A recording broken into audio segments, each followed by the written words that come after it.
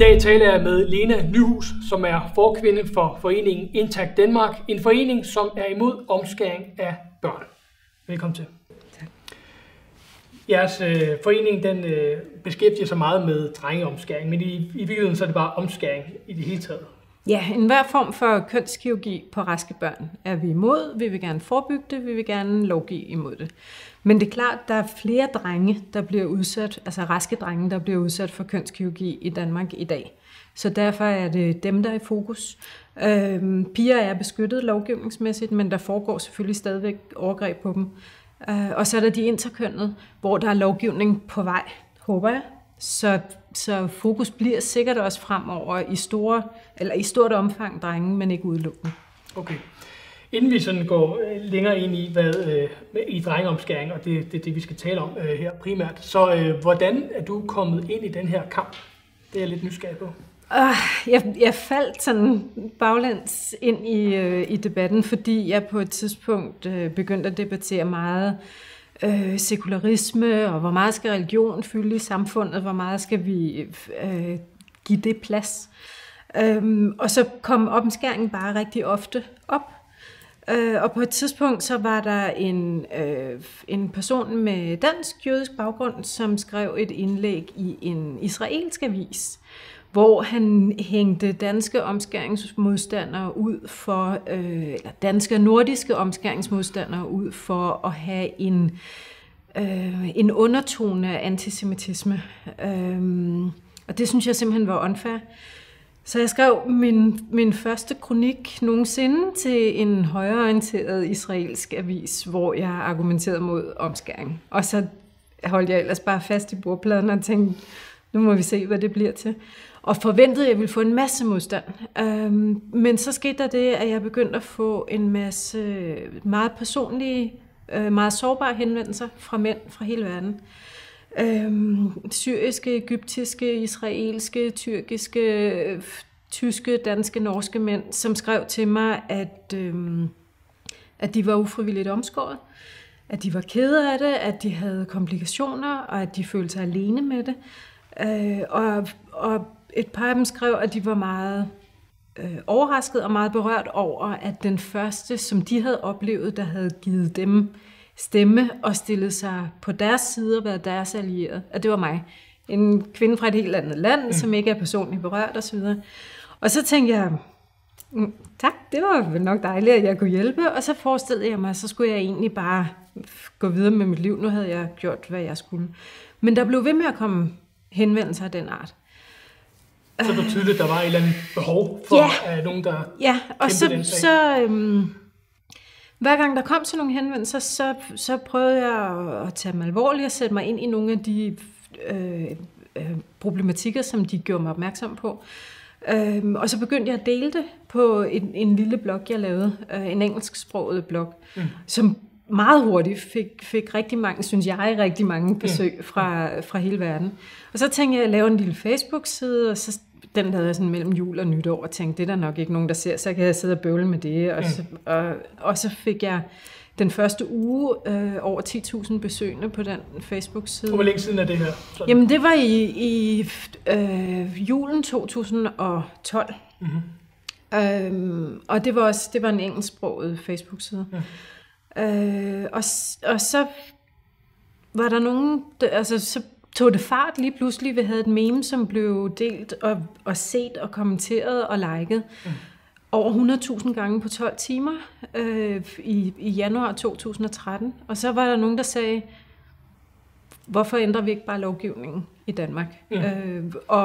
Og det synes, altså det havde jeg også gået og sagt de her par måneder, jeg var involveret i det. Og på et tidspunkt var der en, der sagde, hvis der er nogen, der kan, Lena, så er det dig. Og det tror jeg ikke. Men jeg tror, at jeg kan være en rigtig central del i at samle en masse mennesker om at ændre lovgivningen. Og så stiftede vi Intact Denmark og har været med til at påvirke udviklingen i befolkningen, så vi nu har en meget, meget stor del af befolkningen bag os. Det kommer vi ind på senere, sådan, hvordan det ser ud, sådan det politiske og holdningsmæssige til det her. Først vil jeg gerne lige tale lidt om omskæring. Ja. Så vi lige får nogle ord på, hvad er det egentlig, det drejer sig om, og hvor udbredt er det, osv. Altså, der er jo tradition for, at det er noget, nedadgående tradition, men det er noget, man gør i USA for eksempel. Der er ret stor, det må være en kulturel, vanemæssig ting, man gør det der, eller? Altså i USA, der har man ikke omskåret altid. I USA, der startede man med at omskære i 1880'erne. Og det startede det er drengen, vi snakker om. Det er drenge og piger, vi snakker om faktisk. Okay. Og det startede som en udløber af kristen puritanisme. Det var simpelthen et spørgsmål om, at man skulle forhindre børn og unge mennesker i at onanere. Og man eksperimenterede med forskellige metoder, og en af dem var at omskære dem. Og for drengenes vedkommende, der lavede man en række forskellige former for indgreb på dem, og endte så på den type omskæring, vi kender i dag, hvor man lod sig inspirere af jødedommen blandt andet. Og for pigernes vedkommende, der startede man med at pensle klitoris med karbolsyre, og senere fandt man simpelthen ud af at skære dem af. Det blev aldrig lige så udbredt for pigernes vedkommende, men var faktisk noget, man gjorde, og nogle af vores samarbejdspartnere, som er kristne, hvide mennesker fra Bibelbæltet i USA, det er kvinder, der er blevet omskåret helt så sent som 1992. Okay. Så både piger- og drengeomskæringen blev udbredt af den årsag, men for drengenes vedkommende kom det så det blev så udbredt, så det var langt over 90% af alle drenge, der blev omskåret i forbindelse med fødslen, frem til omkring 1980'erne. Og så er tallet så dalet derfra, så det er nede på i omegnen af 50-60% nu. I nogle stater er det helt nede på omkring 30%. Så det er sådan en ting, der bare lige pludselig opstår, og ganske få år bliver ekstremt udbredt i USA. Ja, altså det opstod på grund af onani oprindeligt, men så blev der også tilknyttet alle mulige helbredsmæssige forestillinger. Ja. At det skulle kunne forebygge epilepsi og tarmslyng og sindssyge og blindhed og alt muligt andet, som man ikke kunne forebygge, og som man ikke havde en kur for. Så kom AIDS-epidemien, og så kom der en forestilling om, at det kunne forebygge HIV og AIDS. Og det forfærdelige er jo, at i de stater, hvor omskæring er mest udbredt i USA, der er HIV og AIDS også mest udbredt. Formentlig af den grund, at folk de tror, de har selv tro på, at de kan... Ja, altså de tror, de er beskyttet mod HIV og AIDS, fordi de er omskåret, så de undlader at bruge kondomer. Og der er jo kun én måde, vi kender i dag, der kan forebygge HIV og AIDS-smitte, som vi er sikre på, og det er kondomer. Så hvis man undlader at bruge det, så udsætter man sig selv for stor risiko. Godt, så i Vesten, der er det sådan primært et amerikansk fænomen. Ja. Og så er det også noget, vi ser i Asien og i Mellemøsten og Afrika. Ja. Og hvordan ser det ud i Danmark? Hvem er det? Hvad er omskæringskulturen i Danmark? Hvordan ser det ud? Altså den største gruppe, der omskærer i Danmark, som vi kender til, er folk med muslimsk mellemøstlig baggrund. Den næststørste gruppe er folk med kristen baggrund, typisk fra det afrikanske kontinent eller fra engelsktalende lande, primært USA og Canada, før i tiden også Australien og New Zealand. Og så er der en lille bitte gruppe, som har jødisk baggrund, og der taler vi omkring 10 rituelt betingede omskæringer om året, så det er så lille en gruppe, så den er nærmest ikke nævneværdig. Men den er lille, selvfølgelig... men det er antallet, ikke også? Altså, det er jo antallet af jøder, der afgør, at den er lille, fordi det er jo gået fra, det rimelig vigtigt for mange jøder. Jeg skulle til at sige, den fylder rigtig meget af debatten, netop fordi, at den har en stor betydning som i forestillingen om jødedommen. Og den også for nogle jøder har en stor betydning som identitetsmarkør. Og så er der, fordi der er en stor omsorg for det jødiske folk fra Danmark, fra vores politiske verden og fra vores befolkning. Så derfor så er omskæring også, altså omskæring i jødedommen, det er også noget af det første, der kommer ind på nethinden, når vi snakker omskæring i Danmark. Ja, så det giver god mening. Antisemitisme og så videre. Ja. Hvis vi lige inden vi går videre, kan du sætte ord på, hvad en omskæring egentlig er? Altså, vi ved jo godt, hvad en omskæring er, men sådan, hvad er det, man gør? Og hvornår gør man det? Og hvad hvad er processen i det her, og hvor, altså der er jo sådan den her, det er bare et lille nip. Ja. Altså, hvad er det egentlig for et indgreb? Hvad er det, vi taler om her? Altså omskæringen er meget forskellig, og det som folk opfatter som omskæring er forskelligt og sjældent retvisende. Så hvis mit udgangspunkt er omskæring af små børn, så tager jeg lige en gadget med til det. Det er sådan, at forhuden hos den voksne mand er på størrelse med en 50-kroneseddel. Og det er der ikke så mange, der tror på, fordi den er stor sådan en. Selvom der er nogen selvfølgelig, der vil hævde, at deres nok skal sammenlignes med en 500-kroneseddel i stedet for. Men det er fordi, at forhuden er en dobbeltladet mekanisme, så når den er trukket frem hen over penishovedet, så ligger den i 2 lag, som når denne her 50-kroneseddel er foldet på langs. Og så tror jeg måske, den sådan i størrelse er mere genkendelig. Hos det lille barn, der er forhuden på størrelse med cirka en fjerdedel af denne her 50-kroneseddel. Og hos det lille barn er den så fastvokset på penishovedet. Så hvis man skal omskære et barn, som er under 10 år, så er der en stor sandsynlighed for, at man skal frigøre forhuden fra penishovedet først. Simpelthen fordi de er vokset sammen på samme måde, som vores hud er vokset fast til håndfladen, eller til håndryggen på hånden.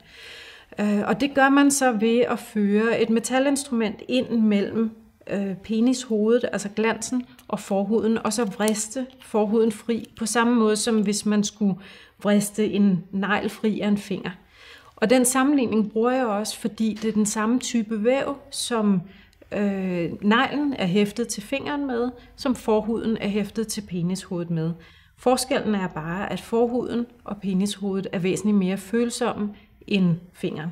Ja, og selvfølgelig og væsentligt mere følsomme end neglen. Der er ikke skåret noget. Det er ren forberedelse. Ja, og det er den mest smertefulde del af omskæringen, det er, når man skraber forhuden fri af penishovedet. Og så findes der så forskellige metoder, og nogle af dem, der skærer man ikke nødvendigvis.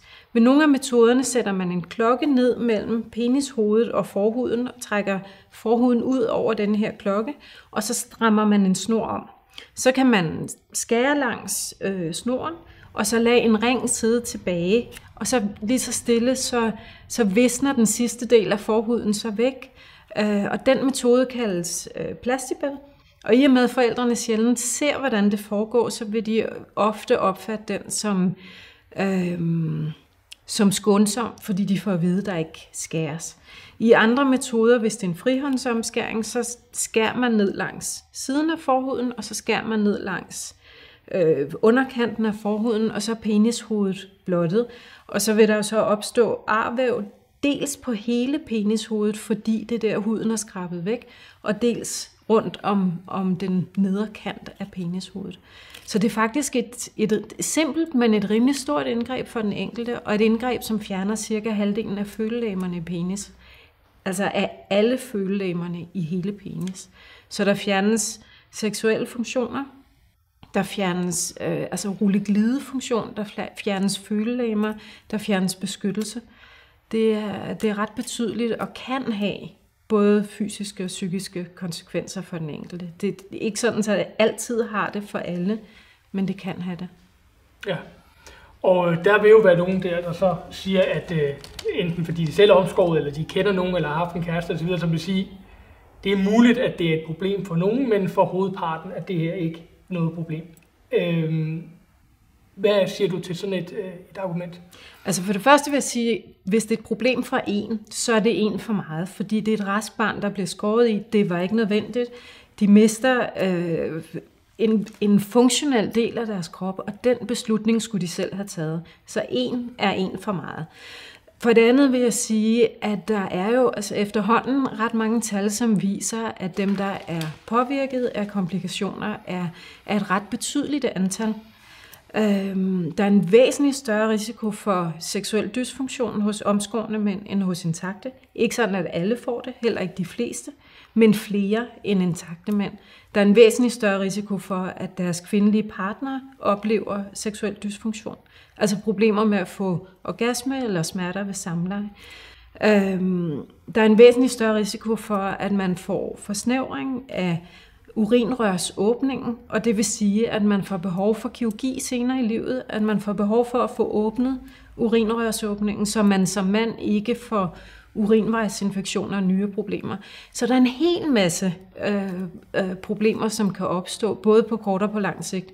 For slet ikke at tale om, at omskæring, altså det kan gå galt. Der kan opstå blødninger og infektioner i umiddelbar forlængelse af indgrebet.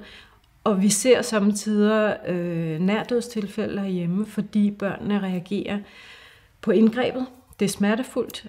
Eller på, hvis de får bedøvelse, at de reagerer på bedøvelsen og risikerer at få vejrtrækningsproblemer eller simpelthen forblødet af indgrebet. Hvor mange børn taler vi om i Danmark cirka? Altså hvad er det om året? Som bliver omskåret eller som får problemer? Det er svært at sige, fordi der ikke findes officielle tal. Men tager man udgangspunkt i de estimater, der er lavet, så må vi sige, at det formentlig er mellem 3.000 og 4.000 raske børn om året, som bliver udsat, altså raske drengebørn, der bliver udsat for kønskirurgi hvert år. For omskæringer i forskellige former. Og af dem vil cirka 5% opleve væsentlige umiddelbare komplikationer af indgrebet. Og en noget større andel vil så opleve forskellige senkomplikationer. Men nu det her jo noget, man har gjort i hvert fald flere tusind år. Og tilsyneladende har komplikationerne jo ikke været af en karakter, som gør, at man er stoppet med det. Hvorfor tænker du så, at det er så stort et indgreb, altså så stort et problem, at det ligesom han har sagt videt dit liv til det, men altså, at det er noget, du sådan går meget op i, ikke? Hvorfor tænker du, problemet er så stort? Jamen, jeg synes, det handler om, at vi er blevet meget mere bevidste om børns rettigheder. Vi har et samfund i dag, hvor vi respekterer individers ret til at tage beslutninger omkring egen krop, omkring seksualitet, omkring hvilken religion vi skal have, og om den religion skal udmønte sig i mærker på vores krop. Men der er den her underlige undtagelse, som drejer sig om drengens forhud. Og så handler det jo om sådan generelt bevidstgørelse. Altså vi har i mange år ikke heldigvis måtte ruske vores børn, eller give dem lussinger, eller andet, der på anden måde kunne lade dem opleve ydmygelse, eller smerte, eller krænke deres person. Hvorfor i verden skulle vi så måtte skære noget af deres peniser? Og så synes jeg i det hele taget sådan helt rationelt og logisk, at hvis vi har et samfund, hvor vi siger, at det er dybt strafbart og forkert, hvis man skærer et areal, der svarer til størrelsen på 2 frimærker ud af kinden på barnet, eller ud af barnets balle, hvorfor så skulle der i verden skulle der så være en undtagelse for barnets forhud? Altså hvorfor skulle lige præcis drengebørns forhud, men ikke pigebørns forhud, være undtaget for denne her forestilling om, at man skal ikke skære raske børn? Og her er argument jo, at det er sådan en kulturel ting. Altså at man, hvorfor er der forskel på en kind og på penis? Jamen det er der af religiøse og kulturelle årsager. Og det er der en eller anden forventning om, at det skal man respektere i højere grad end nogen, der bare går og mishandler børn. Kan du forstå den indvending? Jeg kan godt forstå den vægt, som religion og kultur bærer for den enkelte, for det enkelte individ og for familien. Men jeg synes ikke, det er en undskyldning for, at vi skal lade være med at stoppe op og tænke i barnets rettigheder. Og jeg kan godt forstå, at det kan være smertefuldt for en familie, som har omskåret gennem mange generationer, pludselig at skulle anskue det ritual på en anden måde, og måske endda erkende, at der er blevet gjort skade på dem selv, og at det kan tænkes, at de har gjort skade på børn undervejs, eller har medvirket til skade på børn undervejs. Men det er stadig ikke en undskyldning for at stoppe op og blive klogere. Og så er det jo sådan, at der er rigtig mange familier fra omskæringskulturer, der allerede er stoppet heldigvis. Så der er en bevægelse i retning af en større respekt for børns rettigheder, også inden for mange af de kulturer, der omskærer. Så spørgsmålet er, hvad man kan gøre ved det her. Altså, der har jo ikke været politisk vilje til at gøre noget ved det hidtil. Men så har der jo så den her mulighed for at lave borgerforslag. Den er kommet, og den var I jo ikke sene til at gribe. Nej. Og med stor succes. I løbet af relativt kort tid fik I de 50.000 underskrifter. Folk, der simpelthen sagde, vi kunne godt tænke os, at der sættes sådan en aldersgrænse på 18 år, så det er noget, man selv vælger. Afspejler det den holdning, der er i befolkningen, er befolkningen klar til at lave sådan en begrænsning? Altså man kan sige, det tror jeg faktisk, den har været længe.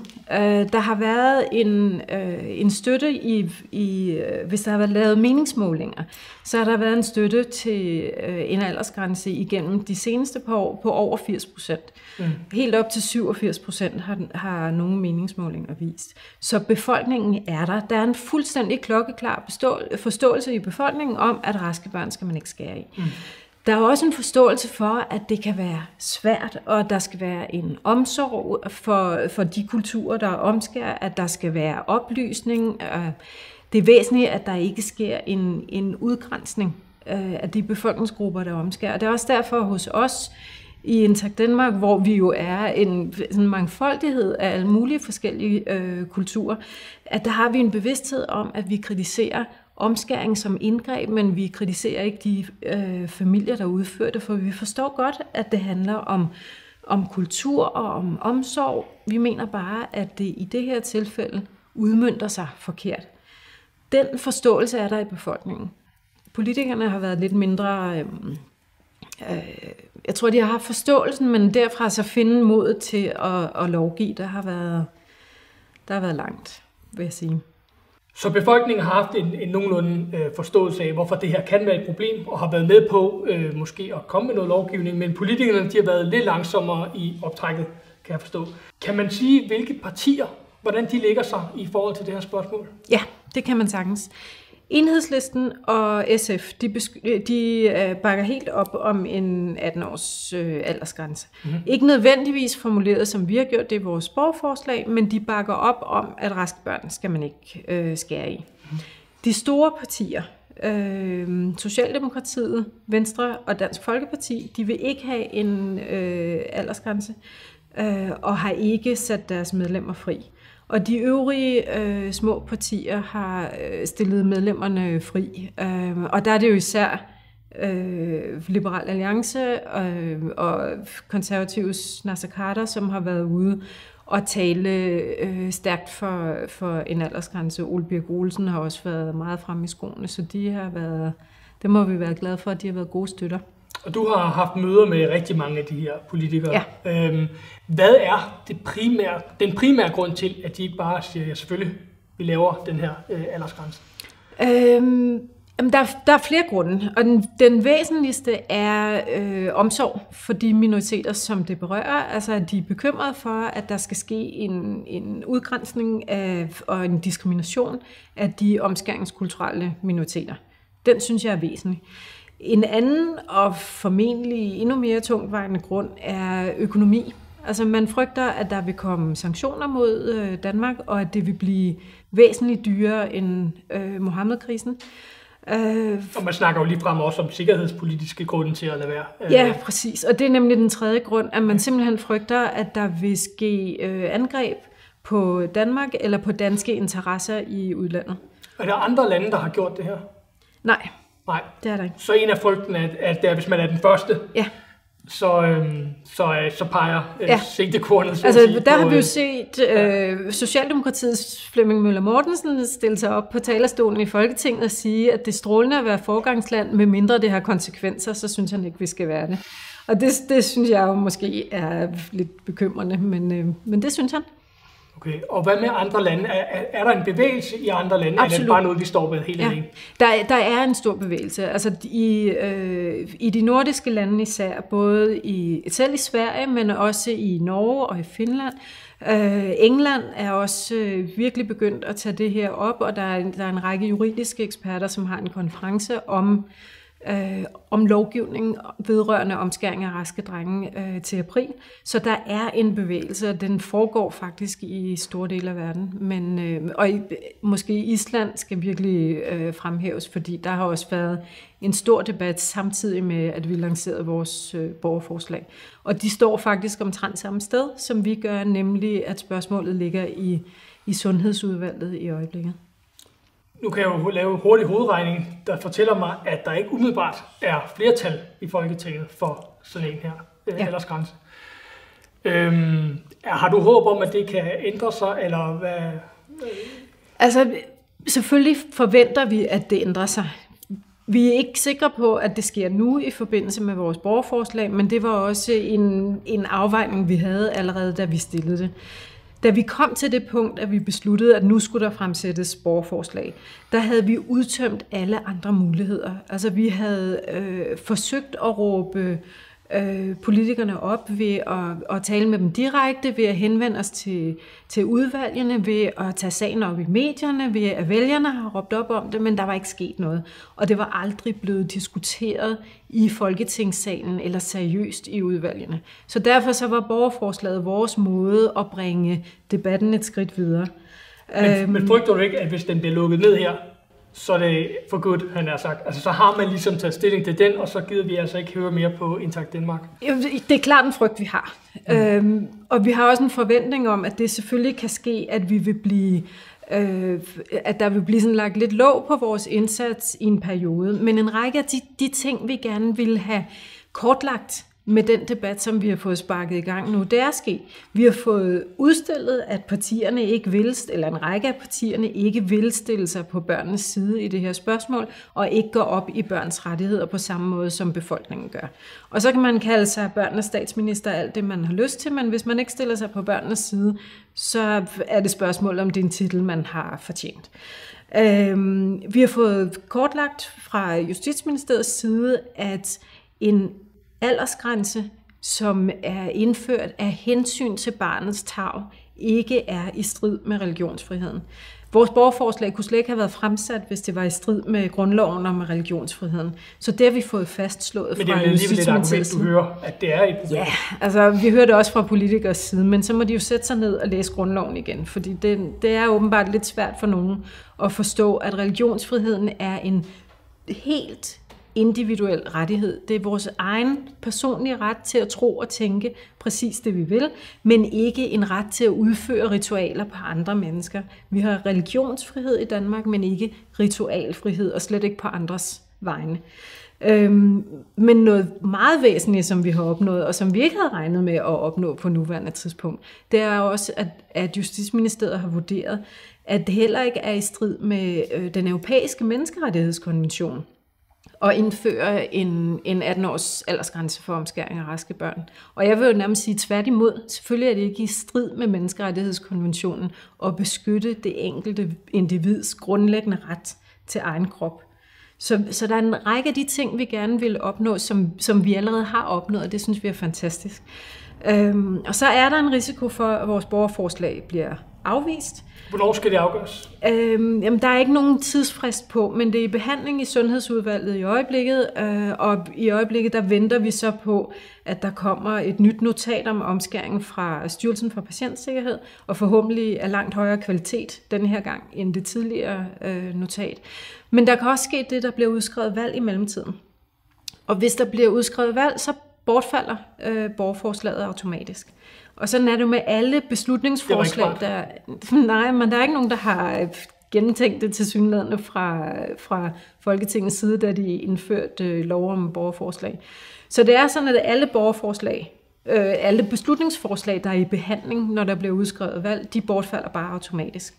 Og der håber vi jo så, at forligskredsen bag borgerforslag, at de vil vedtage, at de automatisk genfremsætter de borgerforslag, som ikke er færdigbehandlet.